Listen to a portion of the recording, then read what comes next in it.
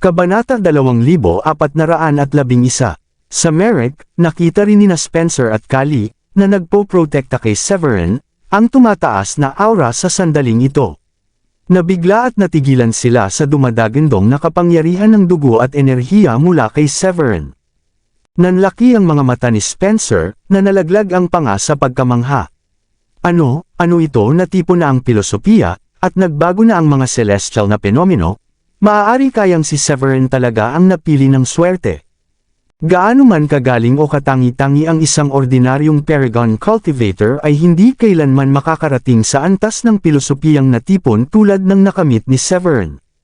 Tanging ang Gigantic Dynamo sa antas ng Royal Paragons lamang ang makakapagtipon ng banal na kasulatan ng pilosopiya sa loob ng kanilang mga katawan. Tutal, halos hindi maintindihan ng mga Royal Paragons ang espasyo, at malayo pa ang lalakbayin upang maunawaan ang banal na espiritu. Paano natipon ng isang Paragon Cultivator na tulad ni Severin ang banal na kasulatan ng pilosopiya? Hindi pa naririnig ni Spencer ang ganitong kakayahan na umakyat sa immortalidad, lalo na ang masaksihan. Si Kali, na nakatayo malapit kay Severin, ay nagulat din gaya ni Spencer. Matagal na siyang nakasunod kay Severin simula nang pumasok siya sa Starry Sky Battlespace. Hindi naman siya gaanong nagulat sa mga pagbabago sa celestial phenomena sa nakaraang tagumpay ni Severin. Napabuntong hininga si Kali. Ang pilosopiyang umiikot sa kanya, ang enerhiya ng sky soil ay nagtitipon bilang marka, at kahit na may basbas ng kaguluhan. Anong klaseng kakayahan ang mayroon si Severin? Mas lalo siyang natigilan nang makita niya ang malabong gininto ang rune na lumitaw sa katawan ni Severin. Posible ba para sa isang Paragon Cultivator na magkaroon ng ganito kalakas na pisikal na katawan? Kahit ang North Sea Barbaric Clan, isang lahi na dalubhasa sa paglinang ng pisikal na katawan, malamang ay hindi ito makakamit. Ang pilosopiya ay umiikot, ang enerhiya ng sky soil ay natipon bilang marka. Ito ay isang tanda ng pagkumpleto ng isang uri ng banal na konstitusyon. Ang Chaotic Constitution ay isang natatanging banal na konstitusyon na nireranggo sa nangungunang tatlo sa Blue Realm. Sa kasamaang palad, dahil sa limitadong kaalaman nina Spencer at Kali, at pati na rin sa marka sa katawan ni Severin na nilikha ng napakalaking enerhiya ng lupa at langit, hindi nila ito makilala.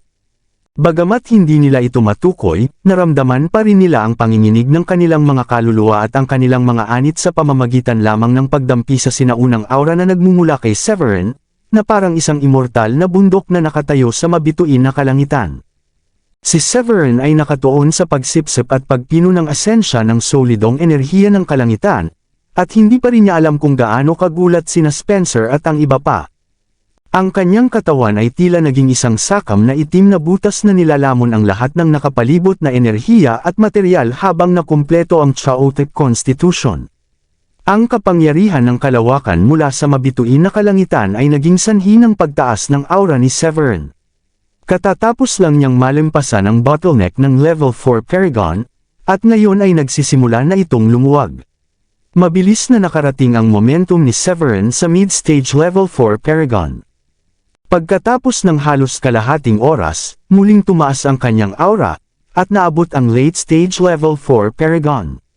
Sa wakas ay naging matatag ang umaalon na aura matapos itong umabot sa kumpletong antas ng ika-4 na antas. Ang hadlang na lubhang mahirap para sa iba ay tila wala para kay Severin. Huminga ng malalim si Severin habang palabas ng attainment. Ang isang simpleng paghinga ni Severin ay may dalang nakakatakot na kapangyarihan. Ito ay bumuo ng isang bagyo na humahampas sa lupain, na naging sanhi ng pagkalipad ng mga higanteng bato sa lupa. Iminulat ni Severin ang kanyang mga mata at kinuyam ang kanyang kamao. Ang hangin sa kanyang palad ay pumisil at sumabog, na bumubuo ng isang pagsabog na parang kulog. Tumayo siya at marahang pinadyak ang kanyang paa. Isang hindi maarok na bitik ang lumawak pababa mula sa lupa at mabilis na kumalat. Umunat ng mahina si Severin, at ang mga buto at kalamnan sa kanyang katawan ay naglabas ng isang malakas na dagandong, na umalangaw sa kalangitan na parang nakabibinging kulog, at umalangaw sa himpapawid. Masaya si Severin habang nararamdaman ang mga pagbabago sa kanyang katawan. Naramdaman niya na ang chaotic constitution sa kanya ay nasublimate sa ibang antas habang ito ay sama-sama sa Sky Solid Energy Essence. Madali na niyang magagamit ang lakas na higit sa 1,000,000 kilo gamit lamang ang kanyang pisikal na katawan. Bagamat nag-level up pa lamang siya mula sa early stage hanggang sa complete stage ng level 4 Paragon, ang lakas ni Severin ay tumaas ng ilang beses. Kung sakaling makaharap niya muli si Damian, may kumpiyansa siyang matatalo ito sa loob ng ilang galaw nang hindi pinakawalan ang alinman sa kanyang mga divine techniques. Bukod pa rito, matapos masipsip ang Sky Solid Energy Essence, naramdaman ni Severin ang mga pagbabago sa kanyang mga buto bukod sa pagkumpleto ng kanyang chaotic constitution. Ang bawat buto ay pinaganda ng isang gininto ang kinang, na inukit ng perpekto sa banal na kasulatan ng pilosopiya. Ito ay isang bagong kakayahang isinilang matapos masipsip ng kanyang chaotic constitution ang asensya ng enerhiyang Sky Solid at mapaunlad ang chaotic constitution ng husto. Ang bawat buto ay nagtataglay ng banal na kasulatan ng pilosopiya na nakaukit sa kapangyarihan ng Sky Solid at kapangyarihan ng kaguluhan. Ayon sa alamat, sinumang nakapagponlad ng chaotic bone sa sukdulang antas ay maaari pang muling ipanganak gamit ang isang patak ng dugo at makamit ang tunay na immortal. Naging seryoso si Severin. Ginamit niya ang kanyang lakas at kinuha ang Sky Soil Zenith, na nagdulot ng sugat sa kanyang braso. Sa sandaling lumitaw ang sugat, ang napakalaking kapangyarihan ay sumugod patungo sa pinsala. Sa isang kisap mata lamang, ang sugat sa kanyang braso ay agad na naayos ng malakas na kapangyarihan ng banal na kasulatan ng pilosopiya bago pa man lumabas ang dugo. Walang nakikitang sugat sa braso ni Severin na dulot ng Sky Soil Zenith, ang elite quality spiritual treasure. Bagamat si Severin ay may malakas na pisikal na depensa noon, kaya lamang niyang pigilan at masasaktan pa rin ng Sky Soil Zenith. Gayunpaman, wala siyang kinatatakutan laban dito dahil ang chaotic constitution at chaotic bone sa kanyang katawan ay nagpahusay sa kanyang kakayahan na magpagaling, na kaya pa niyang mabuhay kahit tamaan ng isang elite quality spiritual treasure ng direkta sa mahahalagang bahagi. Ang lakas ni Severin ay sumailalim sa isang makabuluhang pagbuti. Si Severin ay napuno ng kagalakan nang maramdaman niya ang kanyang pagbuti. Kalahating hakbang na lang ako mula sa level 5 Paragon. Napakaliit ng South Sky para sa kanya. Maaari siyang pumunta sa Gronde 1 Sacred Land sa Middle Bridge kapag naabot na niya ang level 5 Paragon. Hindi niya kailanman mapapabuti ang kanyang tagumpay kung hindi siya pinalad na makapasok sa Starry Sky Battle Space at nakakuha ng napakaraming pagkakataon. Bagamat sagana ang espiritual na enerhiya sa South Sky, limitado ang mga nangungunang training resources. Para sa isang taong may chaotic constitution tulad ni Severin, ang bawat breakthrough ay nangangailangan ng napakalaking dami ng resources. Bumantong hininga si Severin habang minamasahe ang kanyang noo. Masyadong malakas ang aking talento, na ang bawat breakthrough ay nangangailangan ng nakakatakot na dami ng resources. Kailangan ko ng mas maraming pagkakataon sa lalong madaling panahon. Binalik ni Severin ang kanyang mga iniisip pagkatapos. Pinagtagpo niya ang kanyang aura, at lahat ng gininto ang rune sa kanyang katawan ay bumalik sa kanyang katawan, na nagpapamukha sa kanya na kakaiba. Lumapit sina Spencer at Kali mula sa hindi kalayuan at binati si Severin. Binabati kita sa pag-unlad ng iyong tagumpay, Severin. Binabati kita, Severin. Nasaksihan ni Spencer at Kali ang katatapos lang ni Severin na pagbutihin ang kanyang chaotic constitution. Lubos silang humanga sa kanya ngayon. Naniniwala sila na ang pag-akyat ni Severin sa immortalidad ay sandali na lamang. Nakita ni Severin sina Spencer at Kali na medyo natuwa, at tumawa siya ng malakas. Haha, salamat sa inyong dalawa sa pagbabantay sa akin. Naunawaan ni Severin ang mga iniisip ni Spencer at Kali, at hindi siya nag-atubiling dalhin ang mga ito sa Starry Sky Battle Space. Tutal, ang pagkakaroon ng dalawang katulong na may alam sa loob at labas ay maaaring makapagpagaan sa maraming alalahanin ni Severin. Ang lakas ni Severin ay lubos na tumaas habang pinaperpekto niya ang kanyang chaotic constitution, na parang kaya niyang pabagsakin ang mga bundok gamit ang kanyang pisikal na katawan at pakalmiyan ang mga alon gamit ang kanyang mga yapak. Ang kanyang dakilang kapangyarihan ng dugo at enerhiya ay parang isang malaking hurno. Gayunpaman, ang mga maaaring makapasok sa Starry Sky Battle Space ay hindi mga mahihina. Lalo na ang mga Saintmen mula sa iba't ibang sagradong lupain at ang banal na tagapagmana ng ilang pangunahing angkan, lahat sila ay level 7 Paragon. Kahit na tumaas ang lakas ni Severin, hindi siya nang ahas na garantyahan ang isang matatag na tagumpay kapag nakaharap ang mga prodigy na ito. Sa makatuwid, tinanggap ni Severin ang pagkakaibigan nina Spencer at Callie. Matapos tumugon ng nakangiti, huminto siya at sinabing, "Mabuti na lang at nalampasan ko na ang aking naabot. Maglaan tayo ng ilang sandali para makabawi at pagkatapos ay ipagpatuloy ang paggalugad sa iba pang mga sinaunang bituin sa Big Dipper para sa mga pagkakataon." Tumango si Spencer bilang pagsang-ayon. Mayroon siyang mga pinsala mula sa paghabol ni Lee at ng iba pa mula sa Monsteroid, at hindi pa siya lubusang gumagaling. Ngayon na ang magandang panahon para makabawi at maibalik ang kanilang tugatog na kondisyon. Di nagtagal, habang umiinom ng gamot ang dalawang kasama niya para pagalingin ang kanilang mga pinsala, nakatuon si Severin sa pagpapakilala sa kanyang sarili sa Chaotic Constitution na katatapos lang maperpekto. Matapos masipsip ang asensya ng enerhiyang Sol-Ido sa langit, pinino ng kanyang Chaotic Constitution ang banal na kasulatan ng pilosopiya sa kanyang sariling katawan. Ang kanyang dugo at enerhiya ay umalingaw na parang hurno, at ang kanyang pisikal na katawan ay naging kasing tigas ng isang espiritual na kayamanan. Sa sandaling ito, naramdaman ni Severin na ang lakas ng kanyang pisikal na katawan lamang ay maaaring lumampas sa 1,000,000 kilo. Ang isang ordinaryong level 4 Paragon ay maaaring malubhang masugitan sa isang suntok mula sa kanya. Mas mahalaga, ang mga ginintoang rune na nakatago sa loob ng kanyang mga buto, bawat isa ay ebolusyon ng teorya ng langit at lupa. Kayang tipunin ni Severin ang kapangyarihan ng mga rune na ito sa mga Chaotic Bones at pahusayin ang kanyang sarili, at agad na mapataas ang kanyang combat power ng ilang beses.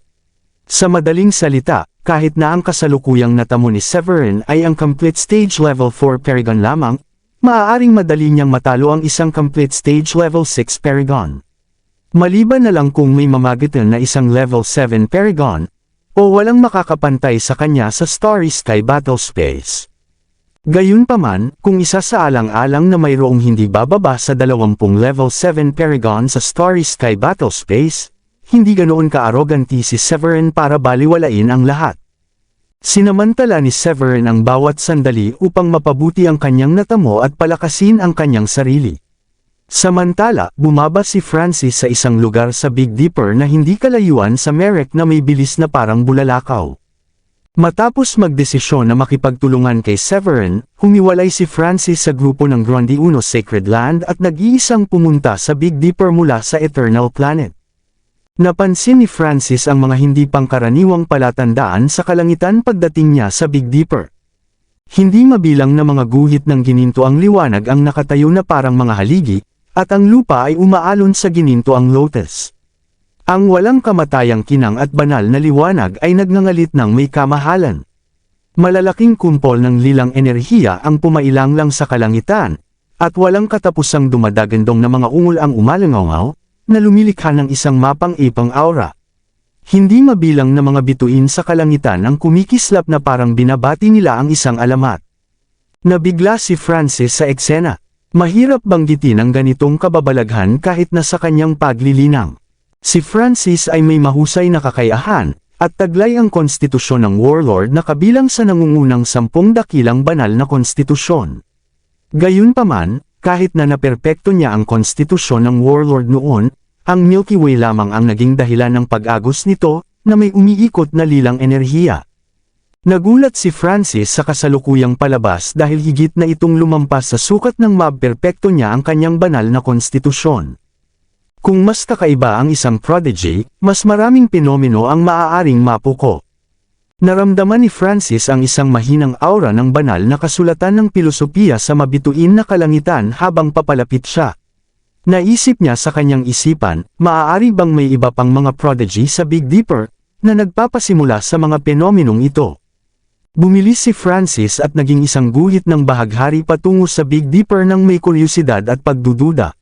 Dumaan siya sa dubi, ang unang sinaunang bituin sa Big Dipper.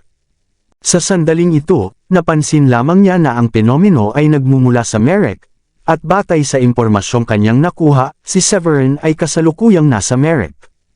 Tinaas ni Francis ang kanyang mga kilay at nagpakita ng isang masayang ekspresyon. Maaari kayang si Severin ang sanhi ng penomeno, bulalas niya. Kung si Severin nga iyon, magiging kasiya siyang sorpresa ito para kay Francis. Umalis siya sa Eternal Planet na may layuning mapadali ang kooperasyon. Si Severin ay kasalukuyang nasa ilalim ng Grundy Uno Sect, isang nasasakupang puwersa ng Grundy Uno Sacred Land. Kaya naman, itinuturing siyang disipulo ng Grundy Uno Sacred Land. Bago pumasok sa Starry Sky Battlefield, inutusan ng mga elder ng sekta si Francis na pangalagaan si Severin.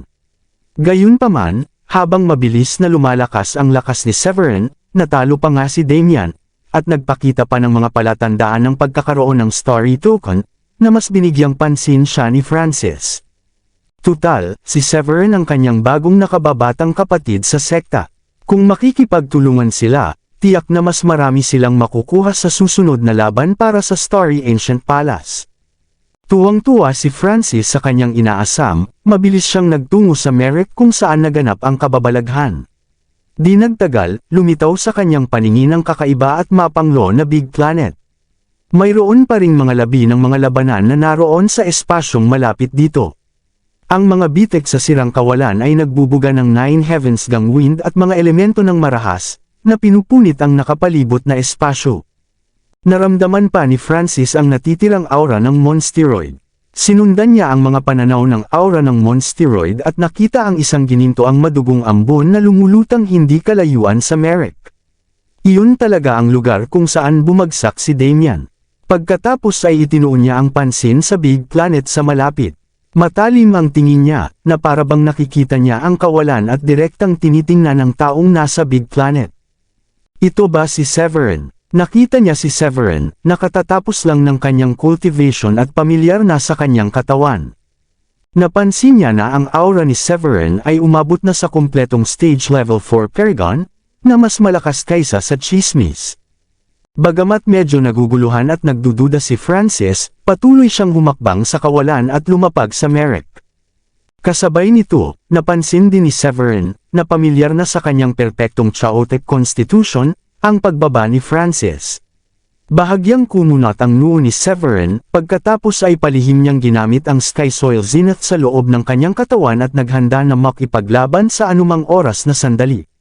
Nanigas ang kanyang katawan, at ang mga ginintoang rune sa loob ng daan-daang buto ay handa ng sumabog at agad na pataasin ang kanyang lakas sa pakikipaglaban ng ilang beses. Kabanata 2415. Lumapag si Francis sa Merrick at naramdaman niyang nagbabantay si Severin. Mabilis niyang kinausap si Severin upang maiwasan ang mga hindi kinakailangang hindi pagkakaunawaan. Haha, huwag kang mag-alala, Severin. Ako si Francis, isang disipulo ng Grundy Uno Sacred Land. Unti-unting kumalma si Severin nang malaman niyang si Francis ay taga Grundy Uno Sacred Land, at napawi ang kanyang mga pagdududa nang maramdaman ang pamilyar na aura ng Grundy Uno Treasured Notes. Ang Grundy Uno Sect na kinabibilangan niya ay isang nasasakupang puwersa ng Grundy Uno Sacred Land.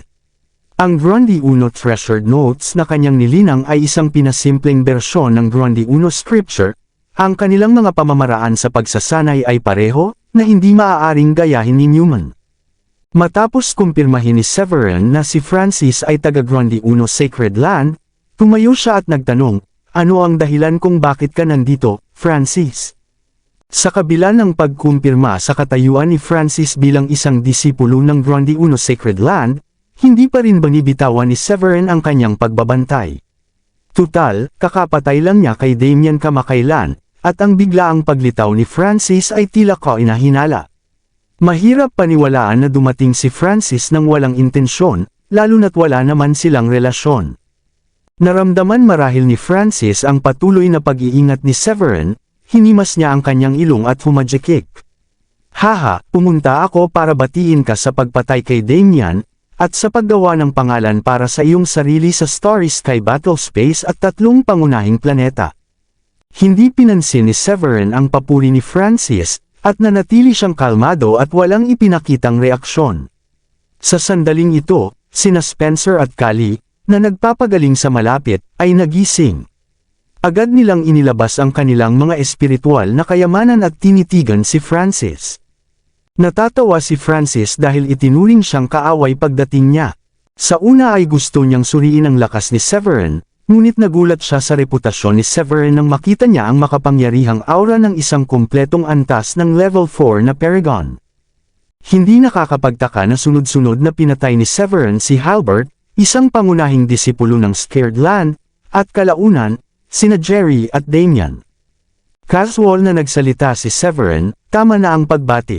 Ano ang layunin ng iyong pagbisita, Francis? Bagamat nakakuha na si Severin ng pwesto para pumunta sa Grundy 1 Sacred Land na matatagpuan sa Middlebridge matapos manalo sa Grand Competition ng sekta, isa siyang disipulo ng Grundy 1 Sacred Land.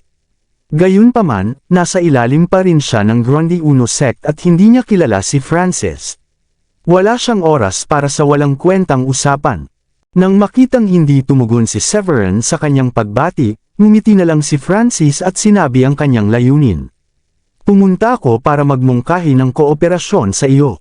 Ipinapalagay ko na ang dahilan ng paghabol sa iyo ng Monsteroid ay may kaugnayan sa pagkuha ng Story Token. Napakunot ang noo ni Severin nang marinig niya ang Story Token, at may bahid ng pagnanais na pumatay ang sumilay sa kanyang mga mata. Hindi pa niya sinabi kay Spencer at sa iba ang tungkol sa token, at wala siyang ideya kung paano ito nalaman ni Francis. Mukhang nalilito si Severin, humajekik si Francis at sinabing, ipinaalam ni Drake mula sa Monsteroid ang iyong impormasyon pagkatapos mong patayin si Damian. Kahit hindi natuwa si Drake na nasira ang reputasyon ng Monsteroid, hindi niya nagawang personal na harapin si Severin, kaya't ikinalat niya ang balitang nawala ng Monsteroid ang kanilang treasure map. Malamang na mahulaan ng matatalinong tao na nagbigay pansin na iyon ang mapa patungo sa Story Token. Tanging ang token na iyon ang magpapahintulot sa Monsteroid na magpadala ng isang kumpletong level 6 Paragon tulad ni Damian. Mas lalong natiyak ni Francis na taglay ni Severin ang Story Token dahil siya mismo ay mayroon din ito. Ang siyam na Story Token ay bahagyang nakakaramdam sa isa't isa. Dahil dito, nagpa siya si Francis na maging prangka at isiniwalat ang kanyang layunin. Hindi ako magpapaligoy-ligoy, Severin. Alam kong mayroon kang Story Token dahil mayroon din ako, at malabo nilang nararamdaman ang isa't isa. Malinaw na nahulaan ni Severin ang iniisip ni Francis. Matapos mag-isip sandali, tinanong niya, ano ang iyong layunin, Francis? Sumagot si Francis, ang makipagtulungan sa iyo. Ang Story Ancient Palace ay may 9 na token. Bukod sa ating dalawa, ang 6 na iba pa ay sina Tristram, Cypress Goodwin, isang kontemporaryong monghe ng Buddhist mula sa Great Thunderbit Temple sa West Region, ang Angkan ng Kain, at ang Floating Light Sacred Land ayon sa pagkakabanggit. Ang huling token ay tiyak na paglalabanan ng lahat. Naunawaan ni Severin ang intensyon ni Francis matapos niyang magpaliwanag. Lumabas na 8 sa 9 na Story Token ang lumitaw, at ang huli na lamang ang natitira upang paganahin ang Story Ancient Palace. Pagkatapos buksan ang palasyo, ang mga may Story Token ay may mas malaking pagkakataon na makapasok sa pagtatasa at makuha ang patak ng asensya ng True Immortal. Sa kabilang banda, ang mga walang token ay hahabulin at papatayin ng mga puppet sa palasyo. Ang token mismo ay gumaganap bilang isang protection na anteng-anteng, na ginagawa itong isa sa mga kayamanang hinahangad ng lahat ng natatanging talento. Ang lahat ng mga Paragon mula sa iba't ibang sagradong lupain at ang mga banal na tagapagmana ay naghahanap sa 3 pangunahing planeta para sa natitirang Story Token upang mabuksan ang Story Ancient Palace at makuha ang tunay na pagkakataon para sa immortal na pag-akyat. Pagkatapos magpaliwanag si Francis, nagpatuloy siya, hanggat handa kang makipagtulungan, iuulat ko ang iyong kredito ng tapat sa mga matatanda kapag bumalik ako sa sagradong lupain. Sa oras na iyon, ang sagradong lupain ay hindi mag-aatubiling ibigay sa iyo upang maging isang susunod na disipulo. Alam din ni Severin na ang Grundy 1 Sacred Land ay walang saintmen sa ngayon. Ang pinakamalakas ay ang 5 magkakasunod na disipulo, bawat isa sa kanila ay naglalaban-laban para sa posisyon ng saintmen sa iba't ibang paraan. Sandaling pinag-isipan ni Severin ang alok ni Francis, at tumanggaw siya bilang pagsang-ayon. Sige, sana ay maging isang mahusay na koponan tayo, Francis. Kung napunta siya sa Grande Uno Sacred Land bilang kampyon sa Grand Competition, ang posisyon ng core disciple lamang ang makukuha niya, at ito ang dahilan kung bakit pinayuhan siya ni Oscar na mas mabuting maghintay hanggang sa maabot niya ang level 5 Paragon bago pumunta sa Grande Uno Sacred Land. Sa oras na iyon, magagamit na niya ang bentaha ng kanyang natamo upang makipagkompetensya para sa posisyon ng susunod na disipulo. Iba ang trato sa mga susunod na disipulo kumpara sa mga core disciple. Maaari siyang humingi ng benepisyo para kay Dayan at sa iba, pati na rin ang pagmamay-ari ng sarili niyang isla, mga lingkod at tagapag-alaga, tulad ng mga piling tao at core disciple ng Grande Uno sect. Hindi naman masamang makipagtulungan kay Francis ngayon. Sa wakas ay nakahinga ng maluwag si Francis matapos pumayag si Severin na makipagtulungan, at mayroon siyang masayang ngiti sa kanyang mukha.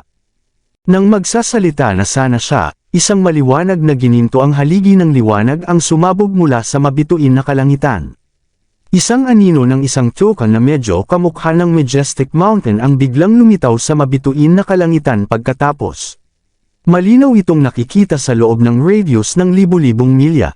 Nagbago ang mukha ni Francis nang makita niya ang eksena. Lumitaw na ang huling token. Nakuha ng anino sa Starry Sky ang atensyon ng lahat ng mga prodigy sa Starry Sky Battle Space. Nakikita nila ang malamar angle na anino ng token saan man sila naroon.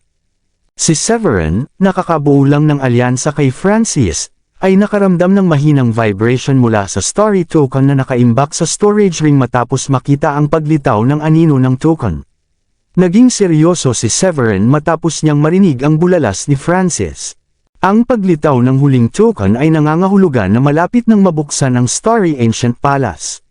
Sa oras na iyon, malamang na mas maraming prodigy ang maglalaban-laban para sa pagkakataong umakyat sa immortalidad.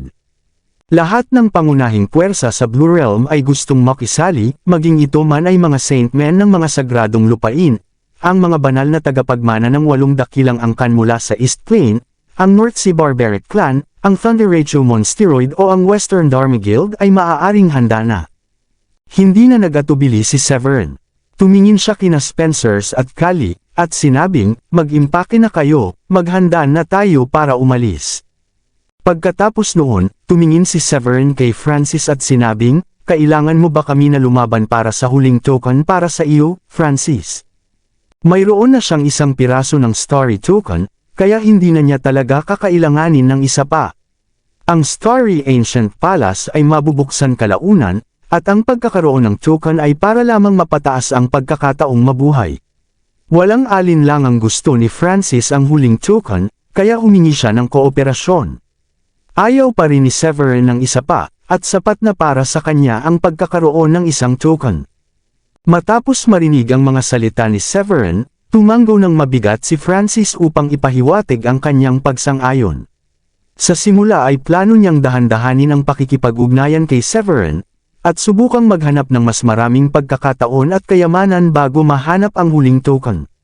Gayunpaman, hindi niya inaasahan na biglang lilito ang huling token sa sandaling ito. Tahimik na humutol at nagkalkula si Francis sa sarili niya at dahan daw ang sinabi, mukhang nasa Polaris planet ito. Tiyak na maraming prodigy ang magtitipon doon para makipagkompetensya.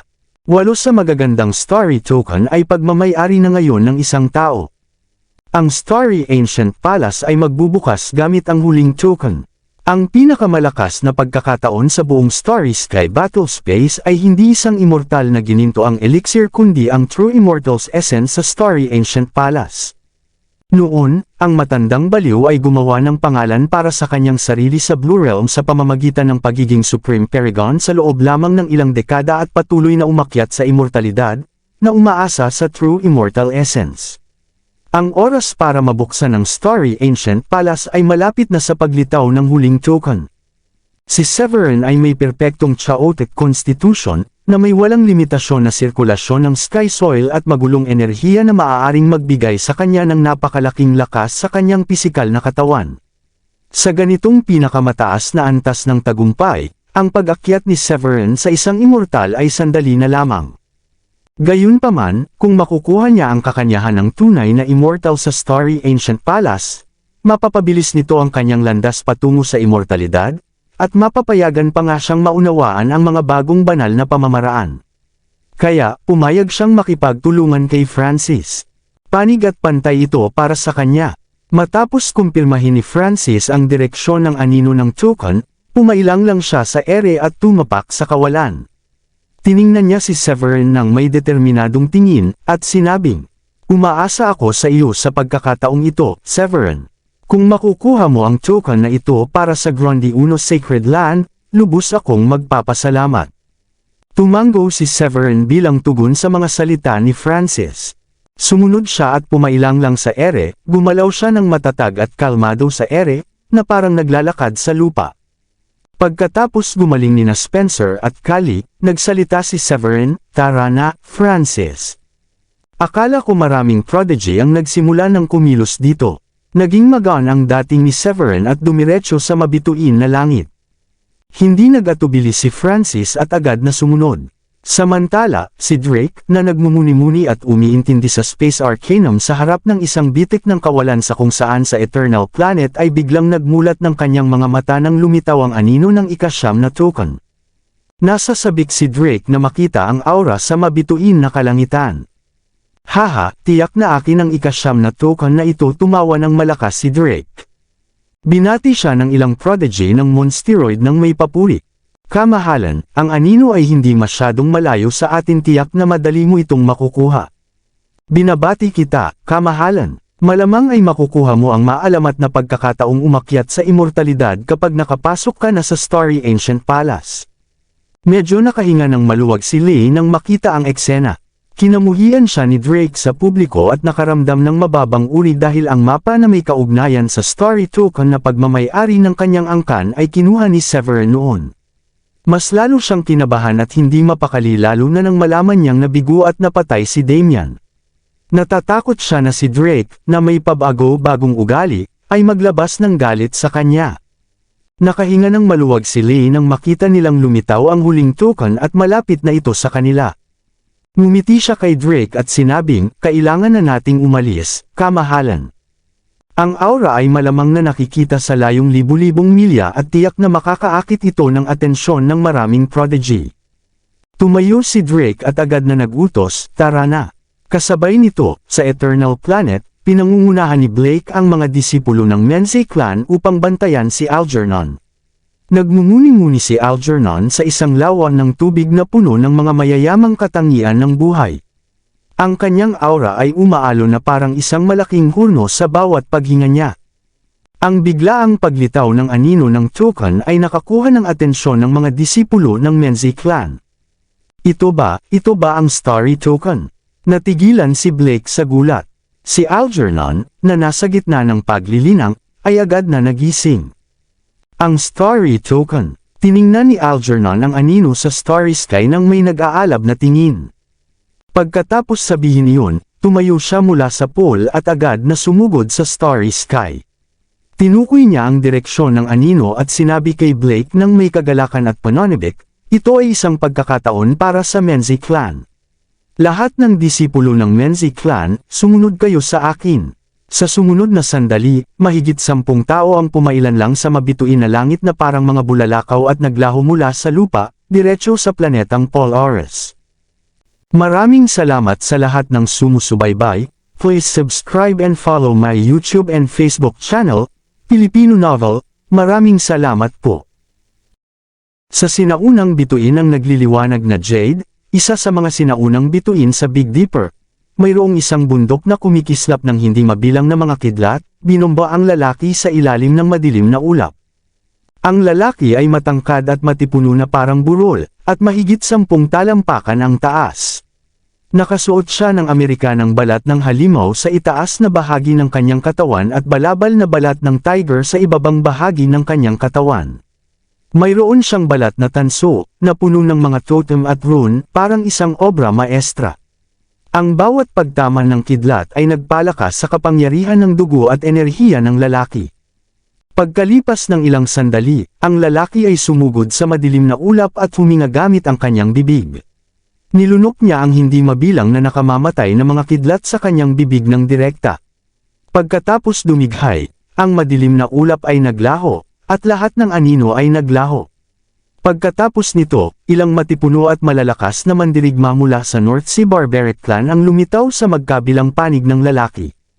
Siya si Tristram, ang kasalukuyang batang Panginoon ng North Sea Barbaric Clan. Ang North Sea Barbaric Clan ay dalubhasa sa paglinang ng kanilang mga pisikal na katawan. Ang kanilang paraan ng paglilinang ay ibang-iba sa ibang puwersa sa Blue Realm, at nakatuon sila sa pagpino ng pisikal na katawan upang maging isang espiritual na kayamanan, isang metal na nakabaluti na banal na sundalo, o kahit isang immortal na sandata. Sinasamba nila ang Transmutation Circle ng Angkan, na inukit ang mga ito sa kanilang mga katawan upang mapahusay ang lakas ng kanilang mga pisikal na katawan. Sa makatuwid, lahat ng mga cultivator ng North Sea Barbaric Clan ay matangkad o natatakpan ng kakaibang mga totem na parang tato. Natapos na ni Tristram ang kanyang paglilinang at bumalik sa lupa, ang ilan sa kanyang mga miyembro ng Angkan ay itinuro ang Starry Sky sa gulat. Tingnan mo, ano iyon? Narinig ni Tristram ang mga salita ng kanyang mga miyembro ng Angkan at agad na tumangala. Nakita niya ang isang malaking anino na kumikislap hindi kalayuan sa Starry Sky. Ang anino ay tila nagsasabi sa mundo na may isang kayamanan na malapit ng lumitaw.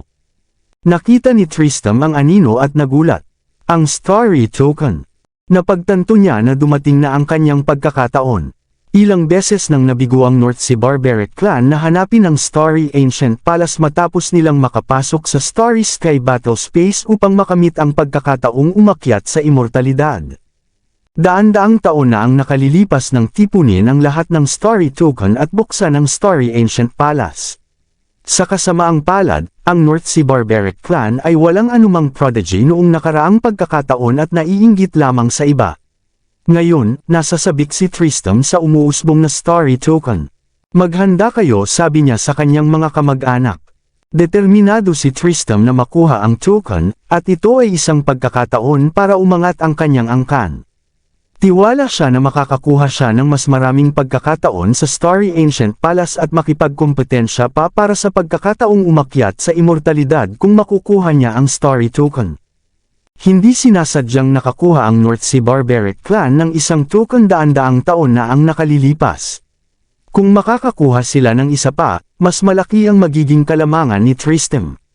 Hindi na mapigilan ni Tristram ang kanyang nasasabik at nag-uumapo na mga iniisip. Pinangunahan niya ang lahat ng kanyang mga kamag-anak na umalis agad. Kasabay nito, habang parami ng parami ang nakakapansin sa anino sa mabituing langit, hindi mabilang na mga maalamat ang natuwa. Kabanata 2420.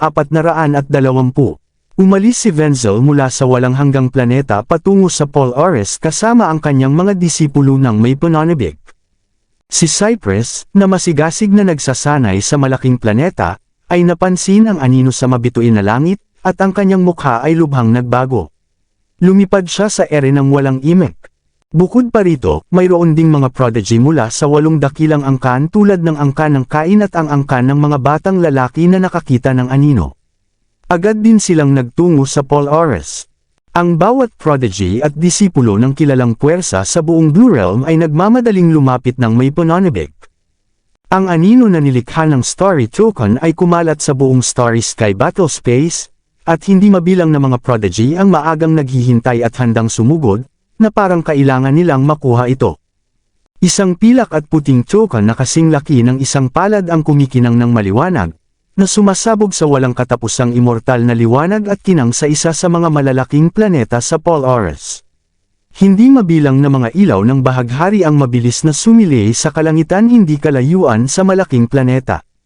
Nangunguna sina Francis at Severin sa hindi mabilang na mga liwanag ng bahaghari. Mula sa Merek sa Big Dipper, inilabas nila ang lahat ng kanilang lakas upang makarating sa Pol-Ares sa napakaikling panahon. Nang makarating sila malapit sa malaking planeta, natuklasan ni Severin na maraming tao na ang nagtipon-tipon. Karamihan sa kanila ay nasa level 3 o 4 Paragon. Bagamat hindi mataas ang kanilang mga naabot, sinuri ni Severin ang eksena at natuklasan na mayroong hindi bababa sa 12-dosenang mga tao malapit sa token, at patuloy pa rin itong dumarami. Pagdating sa eksena, tumingala si Severin sa token sa malaking planeta. Sa sandaling ito, sinusubukan pa ring lumabas ng Starry Token mula sa paghihigpit nito. Marahil ay nahigpitan ito sa loob ng daan-daang taon, at ngayon ay puno na ito ng mga mapaminsalang alon. Lumikha ito ng malalaking bitek sa kalapit na kawalan sa pamamagitan lamang ng kaunting enerhiya na lumalabas. Ang enerhiya ay naging sanhi ng hindi matatag na espasyo malapit sa token, kaya walang nang ahas na abutin ito sa sandaling ito. Napakunot ang noo ni Severin nang makita niya ang eksena, at napagtanto niya ang problema sa hinaharap. Tiyak na lilikha ito ng labanan sa pagitan nilang lahat kung hindi niya kukunin ang token bago ang lahat, at hindi mahuhulaan kung kanino mahuhulog ang token. Habang nagmumuni-muni si Severin, isang sigaw ng pagkamangha ang gumising sa kanya. Si Algernon ito, ang banal na tagapagmana ng angkan ng Menzi. Nakita ni Severin ang isang mahabang bahaghari na papalapit sa napakabilis na bilis. Maya-maya, ang guhit ng liwanag ng bahaghari ay tumigil ng paunti-unti malapit sa malaking planeta. Isang gwapong level 7 na Paragon na nakasuot ng mararangyang damit ang lumitaw habang naglalaho ang liwanag ng bahaghari. Sa likod ng binata, nakita ni Severin ang isang matandang kakilala niya, si Blake. Dumating na ang angkan ng Menzi, at tila hindi rin nalalayo ang iba. Nang makita ang pagdating ng angkan ng Menzi, sinabi ni Francis sa malalim na boses. Pagkatapos niyang magsalita, marami pang mga guhit ng liwanag ng bahaghari ang lumapag malapit sa malaking planeta. Isang grupo ng mga taong may balat at tato ang lumitaw habang naglalaho ang mga guhit ng liwanag ng bahaghari. Sila ang North Sea Barbaric Clan. May mga bali-balita na si Tristram, ang kasalukuyang batang Panginoon, ay isang pambihirang prodigy. Nakarating siya sa level 7 Paragon sa murang edad. Kahit si Wenzel, ang banal na tagapagmana ng angkan ng Berk, ay sinasabing natalo sa kanyang mga kamay.